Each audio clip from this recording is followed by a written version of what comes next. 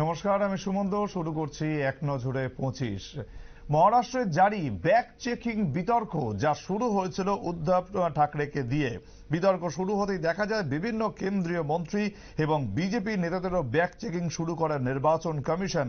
ভোটের মুখে এবার মহারাষ্ট্রের উপমুখ্যমন্ত্রী দেবেন্দ্র ফডনবিসের ব্যাক চেক করল কমিশন।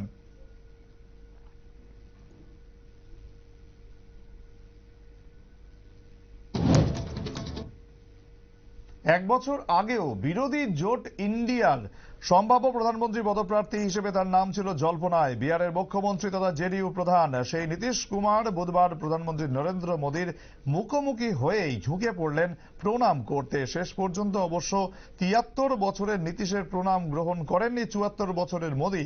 দ্বারভাঙার একটি সরকারি কর্মসূচিতে বিহারের মুখ্যমন্ত্রী নমস্কার করে প্রধানমন্ত্রীর দিকে এগিয়ে গিয়ে পা ছোঁয়ার চেষ্টা করেন, তবে দ্রুত পরিবর্তন ক্রিয়ায় তাকে নিরস্ত করে মোদী।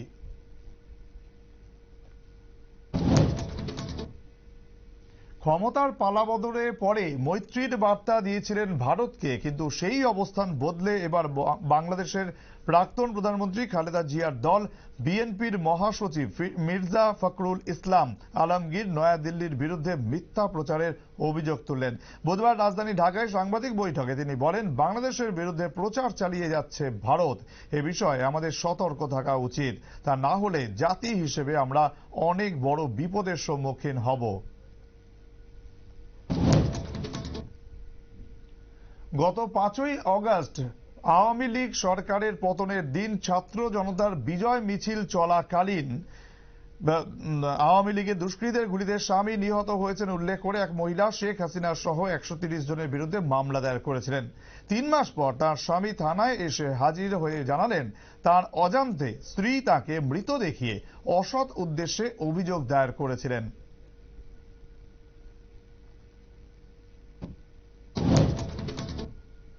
ঝাড়খণ্ডের প্রথম দফার নির্বাচনে বিকেল 5টা পর্যন্ত ভোট পড়ল 64%। এদিন স্ত্রী সাক্ষীকে নিয়ে রাঁচির একটি বুথে ভোট দিতে চান লোকাল বয় মহেন্দ্র সিং ধোনি। উল্লেখ্য, চলতি নির্বাচনে ধোনিকে ব্র্যান্ড অ্যাম্বাসাডর হিসেবে নিযুক্ত করেছিল নির্বাচন কমিশন।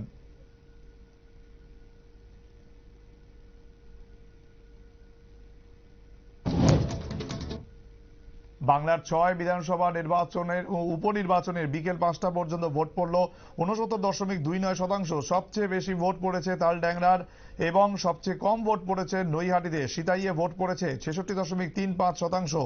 মাদারিহাটে ভোট পড়েছে 66.35%। নৈহাটিতে ভোট পড়েছে 62.10%। হারোয়ায় ভোট পড়েছে 73.95%। মেদিনীপুরে ভোট পড়েছে 71.85%। তালড্যাংরায় ভোট পড়েছে 75.20%।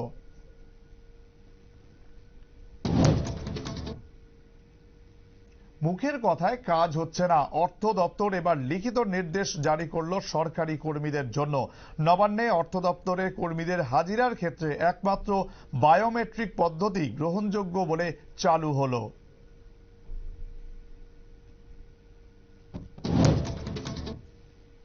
বিদ্যুৎ ছাড়া আমাদের জীবন এক প্রকার অচল, কিন্তু সেই বিদ্যুৎ পরিষেবা ঠিক রাখতে বকেয়া বিল মেটাচ্ছেন না অনেকেই। রাজ্যের প্রায় 70% মানুষের বিদ্যুৎ বিল বকেয়া থাকায় সমস্যা বাড়ছে নিগমের।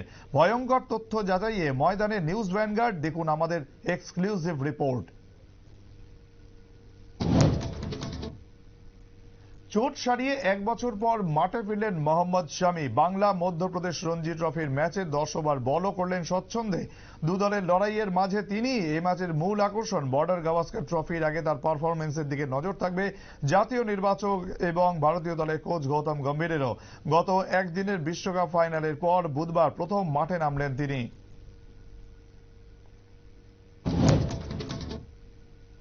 অশান্ত মণিপুরে এবার নিশানা অত্যাবশ্যকীয় পণ্যবাহী ট্রাক। বুধবার সকালে তামেংলং জেলার তৌসেমে দুষ্কৃতীরা পণ্যবাহী দুটি ট্রাকে আগুন ধরিয়ে দেয়। পুলিশের দাবি, নোনে জেলার সীমান্তবর্তী এলাকায় ওই হামলার ঘটনার জন্য দায়ী কুকি জঙ্গিরা। ঘটনাচক্রে একই অভিযোগ তুলেছেন নোনে জেলার রংমেই নাগা জনগোষ্ঠীও। তাদের ছাত্র সংগঠন RNSOM ঘটনার প্রতিবাদে বিক্ষোভ কর্মসূচির ডাক দিয়েছে। মহারাষ্ট্রের ভোট প্রচারে উত্তরপ্রদেশের মুখ্যমন্ত্রীর সঙ্গে বাকযুদ্ধ চলছে। এর মধ্যে ওয়েনারের উপনির্বাচনের দিনে পাক অধিকৃত কাশ্মীর নিয়ে যোগী আদিত্যনাথকে খোঁচা দিল কেরল কংগ্রেস। গত লোকসভা ভোটের প্রচারে যোগী ঘোষণা করে দিয়েছিলেন তৃতীয়বার মোদী সরকার ক্ষমতায় এলে পরবর্তী 6 মাসের মধ্যে পাক অধিকৃত কাশ্মীরের দখল নেবে ভারত। সোমবার সোশ্যাল মিডিয়া যোগীকে কেরল কংগ্রেস স্মরণ করালো 6 মাস হতে আরও 5 দিন বাকি। রাজ্য প্রশাসনের কোনো অধিকার নেই বিচারকের ভূমিকায় বসে অভিযুক্তর বিচার সম্পন্ন হওয়ার আগে বেসরকারি এবং বাণিজ্যিক সম্পত্তিকে গুঁড়িয়ে দেওয়ার, বুলডোজার দিয়ে অভিযুক্তদের বাড়ি ভাঙা প্রসঙ্গে একথাই স্পষ্টভাবে জানিয়ে দিল সুপ্রিম কোর্ট। সেই সঙ্গেই শীর্ষ আদালত বেআইনি এবং দখলীকৃত নির্মাণ ধ্বংসের ক্ষেত্রে গাইডলাইন বেঁধে দিল, জানিয়ে দিল তা করতে হবে 15 দিনের নোটিসে, করতে হবে video recording.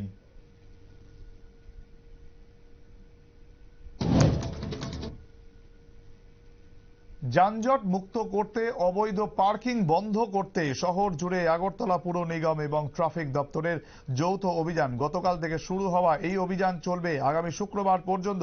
Post office Chowmuhani থেকে প্যারাডাইস চৌমুহনী পর্যন্ত এদিনের এই অভিযানকে ঘিরে ব্যাপক উত্তেজনা সৃষ্টি হয়। যানজটে রুদ্ধ হয়ে পড়ে গোটা এলাকা।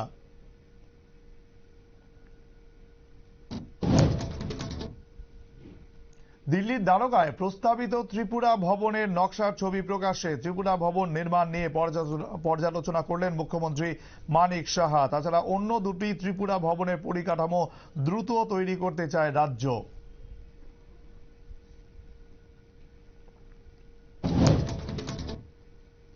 দিল্লির বাতাসের গুণগত মান 400 ছাড়ালো। বুধের সকালে ঘন ধোঁয়াশায় ঢাকলো রাজধানী।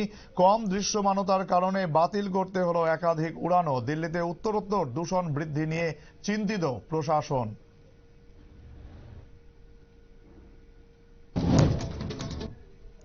অভিনেতা সলমান খানকে খুনের হুমকি দেওয়ার অভিযোগে এবার গ্রেফতার হলেন তারই আসন্ন ছায়াছবির গীতিকার। অভিযোগ, বিষ্ণুই গ্যাংয়ের নাম করে তিনি সলমানকে খুনের হুমকি দিয়েছিলেন। পাশাপাশি সন্দেহের তালিকা থেকে নাম সরাতে নিজেই নিজেকে হুমকি বার্তা পাঠিয়েছিলেন, কিন্তু শেষ রক্ষা হল না। কর্ণাটক থেকে ধরা পড়লেন 24 বছর বয়সী ওই যুবক।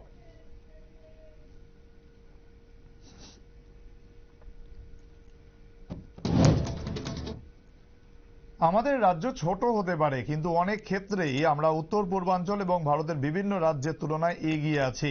দেশের মধ্যে রাজ্যের দ্বিতীয় বৃহত্তম রাবার উৎপাদন হচ্ছে এবং বাঁশ শিল্পের ওপর ভিত্তি করে অর্থনৈতিক উন্নয়নের সুযোগ রয়েছে। ঊনকোটি জেলার জেলা সদর কৈলাস শহরের ঊনকোটি কলাক্ষেত্রে 28তম রাজ্য ভিত্তিক যুব উৎসব এবং বিজ্ঞান মেলার উদ্বোধনে বললেন মন্ত্রী টিঙ্কু রায়। এদিন আত্মনির্ভরতার মানসিকতা এবং যুবকদের আত্মপ্রত্যয় হিসেবে গড়ে তোলার আহ্বান জানানো তিনি।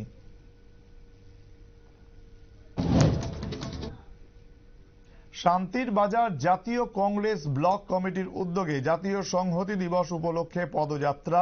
উন্নততর, ঐক্যবদ্ধ, ধর্মনিরপেক্ষ এবং প্রগতিশীল ভারত গড়ার বার্তা নিয়ে আজ শান্তির বাজার জাতীয় কংগ্রেস ব্লক কমিটির উদ্যোগে এই পদযাত্রার আয়োজন করা হয়েছিল। শান্তির বাজার বিধানসভা কেন্দ্রের অন্তর্গত তাকমাছড়া বাজার থেকে শুরু হয়ে উঁচু নিচু গ্রাম পাহাড়ের বিভিন্ন জনপদ পরিক্রমণ করে মনপাথর বাজারের 8 নম্বর জাতীয় সড়ক পরিক্রমণ করে শেষ হয় পদযাত্রাটি। ছিলেন আদিবাসী কংগ্রেসের স্টেট কমিটির জেনারেল সেক্রেটারি জেলি মুরিয়াং, প্রদেশ জাতীয় কংগ্রেস সেক্রেটারি ইন্দ্র মানিক জমাতিয়া সহ অন্যান্যরা।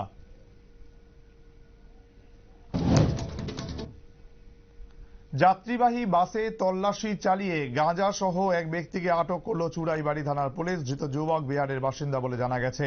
এদিন ধর্মনগর থেকে অসমের করিমগঞ্জগামী একটি যাত্রীবাহী বাস চুড়াইবাড়ি থানার নাকা পয়েন্টে আসতেই পুলিশ গাড়িটি আটক করে তল্লাশি চালালে বিহারের এক যুবকের শরীরে বেঁধে রেখে অবস্থায় 5 কেজি 700 গ্রাম শুকনো গাঁজা উদ্ধার হয়, যার বাজার মূল্য প্রায় 60,000 টাকা বলে জানা গেছে। ধৃতের বিরুদ্ধে NDPS আইনে মামলা রুজু করেছে পুলিশ।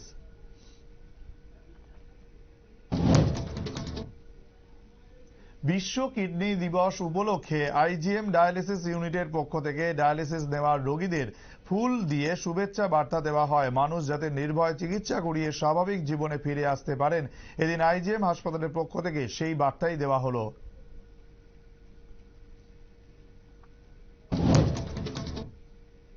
আগামী 15ই নভেম্বর থেকে শুরু হচ্ছে রাস পূর্ণিমা উপলক্ষে ব্রহ্মকুণ্ড মেলা। এই মেলা চলবে 17ই নভেম্বর পর্যন্ত।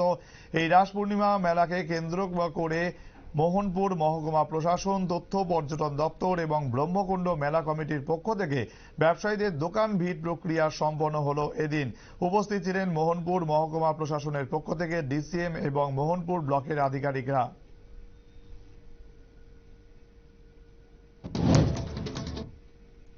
প্রধানমন্ত্রী আবাস যোজনার টাকা নয় ছয়ের অভিযোগ উঠেছিল আগেই। শুধু তাই নয়, উপভোক্তাদের তালিকা তৈরি নিয়েও তো বিতর্ক শুরু হয়েছে বাংলায়। সেই আবহেই এবার আবাস যোজনার এক উপভোক্তার নামে আসা লক্ষাধিক টাকা উধাওয়ের অভিযোগ উঠল। অভিযোগ, সংশ্লিষ্ট পোর্টালে উপভোক্তার নামের পাশে দফায় দফায় টাকা তোলার কথা লেখা থাকলেও আদৌ তার ব্যাংক অ্যাকাউন্টে সেই টাকা ঢোকেনি। এই ঘটনাকে কেন্দ্র করে উত্তেজনা ছড়িয়েছে পুরুলিয়ার। রঘুনাথপুরে উঠেছে তদন্তের দাবি। চ্যাম্পিয়ন্স ট্রফি খেলতে ভারত পাকিস্তানে যাবে না জানিয়ে দেওয়ার পর এবার পাল্টা দিল সে দেশের বোর্ড। পাকিস্তান ক্রিকেট বোর্ডের এক আধিকারিক বলেন, সরকার আমাদের জানিয়ে দিয়েছে যে একটা ম্যাচও পাকিস্তানের বাইরে হবে না। এই সিদ্ধান্তে আমাদের অনড় থাকতে হবে। আইসিসি আমাদের জানিয়েছে যে ভারত খেলতে আসতে চাইছে না। আমরাও কারণ দেখাতে চিঠি লিখেছি। আমরা চ্যাম্পিয়ন্স ট্রফির আয়োজক, এই দেশেই খেলা হবে, একটা খেলাও অন্য দেশে হবে না।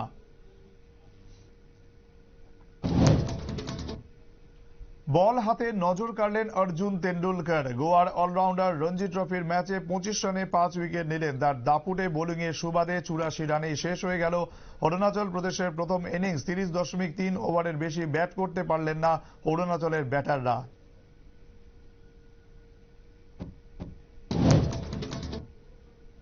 2024-25 মরশুমে 78তম জাতীয় ফুটবল চ্যাম্পিয়নশিপ সন্তোষ ট্রফি নিয়ে সাংবাদিক বৈঠক করল Tripura football association. City centre football অ্যাসোসিয়েশনের অফিসে এদিনের বৈঠক থেকে জানিয়ে দেওয়া হলো, আগরতলার উমাকান্ত মিনি স্টেডিয়ামে আগামী 15 থেকে 19 নভেম্বর পর্যন্ত অনুষ্ঠিত হবে সমস্ত ম্যাচগুলো।